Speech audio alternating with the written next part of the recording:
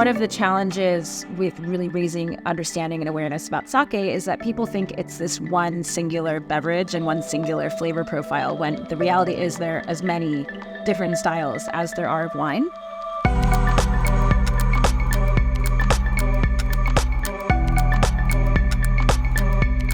Welcome to A Drink With. My name is Vanessa Conlin. I'm a master of wine and I'm the global head of wine retail for Sotheby's.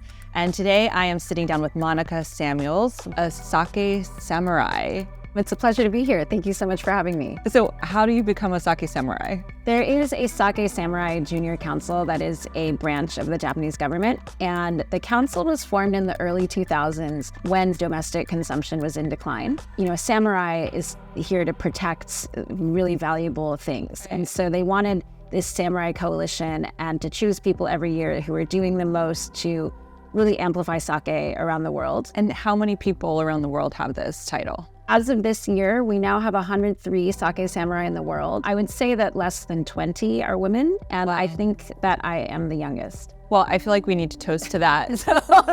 So I brought two sakes today. We're starting with a Junmai Daiginjo, and this is a pretty opulent style of sake. A lot of what defines quality is polishing away the outer grain of rice. All the starch is concentrated in the center, so when you're talking about polishing the outer grain, you're removing proteins and fats and impurities. And so when people are looking for purity, they look for Junmai Daiginjo. This is from a brewery called Daishinshu, which is located in Nagano Prefecture, which is kind of the northern Alps of Japan. It's this really great place for growing rice because they're protected by the more coastal mountains, and it's this really freezing cold, dry air that's great for farming there. The aroma, I think, is so gorgeous. I get so much pineapple and super like tropical fruit, very floral. Yeah, lychee, bubblegum.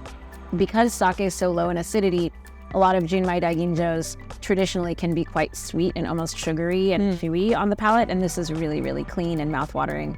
I love pushing the envelope and pairing a sake like this with a soft cheese or something that has just a little more of a dairy component.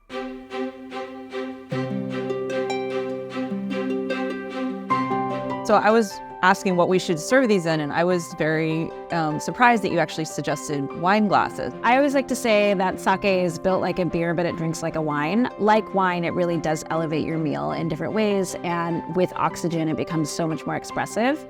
So what's the difference between this and the other sake that you brought? So we started in Nagano, Japanese Alps. We're going a little further north to Yamagata.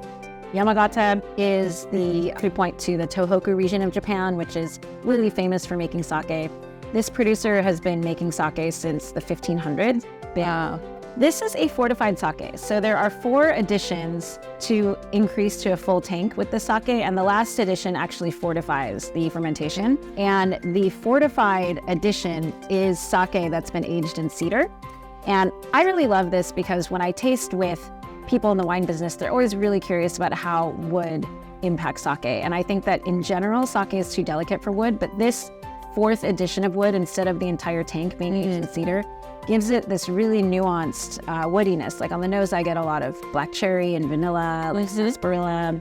Definitely there's like a cracked pepper note to it as well. And a little bit of smokiness, but it's kind of like under the surface. It's not overwhelming at all.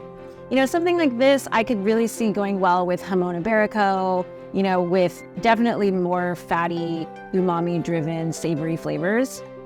It feels a lot more powerful on the palate than the first one. There's just enough dissolved CO2 left in here to keep it light on its feet.